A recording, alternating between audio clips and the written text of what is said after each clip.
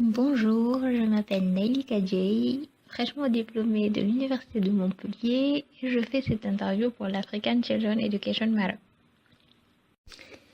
Donc à la première question, pourquoi avoir choisi la France pour mes études supérieures? Je répondrai que la France n'était ni mon premier, ni d'ailleurs mon deuxième choix d'études. C'est, disons, la première option qui s'est concrétisée. Et donc, je suis venue et j'y suis restée vraiment pour la qualité des études que j'ai reçues ici.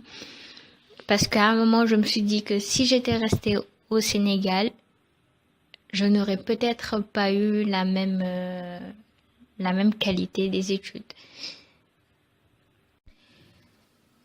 Par contre, je n'avais pas une image préconstruite de la France.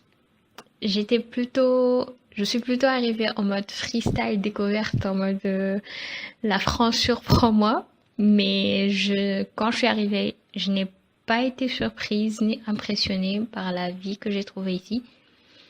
Peut-être aussi parce que justement, je n'avais pas d'attente ni d'appréhension spéciale par rapport au pays, aux personnes qui y vivaient, ni à la vie qu'il y avait. Concernant mon parcours universitaire, j'ai commencé par une licence en biologie des organismes et des populations à l'université Claude Bernard Lyon 1, université sciences et technologies. Cette licence a été poursuivie par un master en émergence des maladies parasitaires et infectieuses que j'ai fait à l'université de Montpellier. Et tout ce parcours-là a été animé par des stages d'apprentissage à partir de la deuxième année de licence. Donc des stages qui portaient sur l'écologie générale, la biologie moléculaire, la recherche bibliographique sur les maladies infectieuses, de la cartographie en épidémiologie, pour ne citer que ça. Voilà. Qu'est-ce que je pense de la diaspora sénégalaise de France?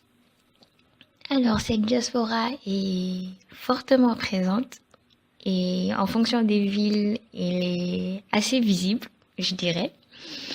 Donc, pour les villes les plus organisées, la diaspora est peut-être un réel moyen d'aide à l'installation lorsqu'on est nouveau. Donc, pour ces villes que j'appelle plus organisées, il y a souvent des associations d'étudiants sénégalais ou des associations sénégalais tout court qui sont là pour aider. Je le répète, elles sont là pour aider les nouveaux qui arrivent, aider à l'installation, aider à la connaissance de la ville et à pouvoir être indépendant et se débrouiller plus tard. Et par ailleurs, sur toute l'étendue du territoire français, la diaspora aussi nous permet de retourner au pays le temps d'une rencontre, d'un après-midi. À travers tous les Sénégalais qu'on rencontre, on peut vraiment disons qu'à travers tous les Sénégalais qu'on rencontre, on garde ce lien avec notre pays d'origine. Et ça fait du bien, franchement, quand on est dans un nouveau pays, dans un pays d'accueil qu'on ne connaissait pas auparavant. Donc, si vous voulez venir, franchement, rechercher ces associations sénégalaises. Elles sont là pour aider, elles sont là pour ça. Et elles le font bien. De tant qu'elles peuvent, elles le font.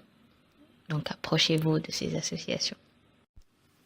Je disais donc que j'ai commencé mon parcours d'études supérieures par une licence en biologie des organismes et des populations. Et avant ça, j'ai eu un bac en sciences expérimentales, la série S2 comme on l'appelle au Sénégal. C'est une formation de sciences, spécialité sciences de la vie de la Terre, physique, chimie et maths. Donc ce sont les 3 matières dominantes dans cette série.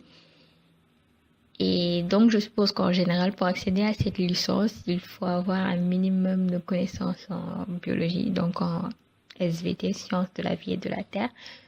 Même si dans cette licence, je me suis retrouvée à faire de la physique, de la chimie encore et des maths, ça nous forçait toute la vie. Donc, sciences, je dirais en général, pour pouvoir accéder à cette formation, un bac sciences. Est-ce que j'envisage de rester en France après mes études?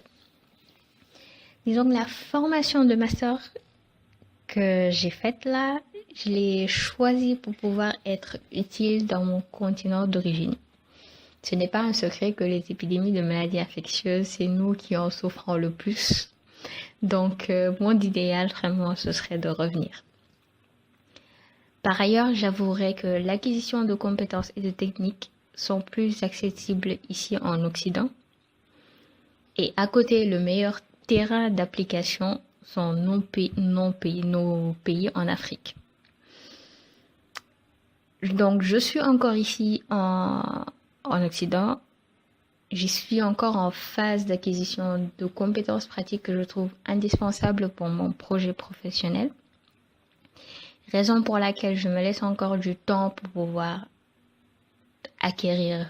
pouvoir emmagasiner ces compétences.